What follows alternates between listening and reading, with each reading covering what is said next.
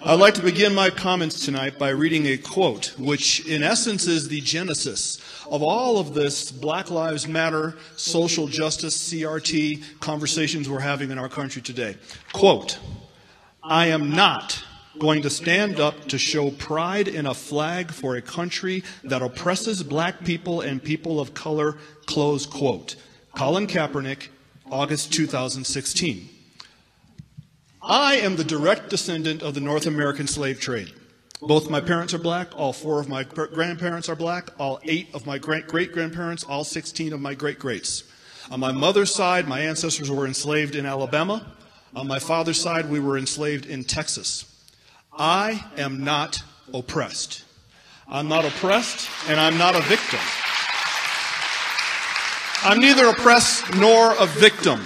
I travel all across this country of ours, and I check into hotels, and I fly commercially, and I walk into retail establishments, and I order food in restaurants. I go wherever I want, whenever I want. I am treated with kindness, dignity, and respect, literally from coast to coast. I have 3 children. They are not oppressed either, although they are victims. I've taught my children they are victims of 3 things: their own ignorance, their own laziness, and their own poor decision making. That is all. My children, we are not victims of America. We are not victims of some unseen 190-year-old force that kind of floats around in the ether.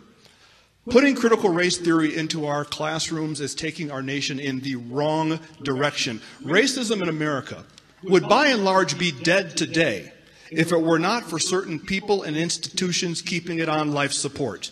And sadly, very sadly, one of those institutions is the American education system. I can think of nothing more damaging to a society than to tell a baby born today that she has grievances against another baby born today simply because of what their ancestors may have done 2 centuries ago. There is simply no point in doing that to our children, and putting critical race theory into our classrooms in part does that. Putting critical race theory into our classrooms is not combating racism, it's fanning the flames of what little embers are left.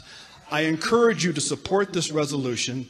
Let racism die the death it deserves, and let's keep living the life of the country that we are.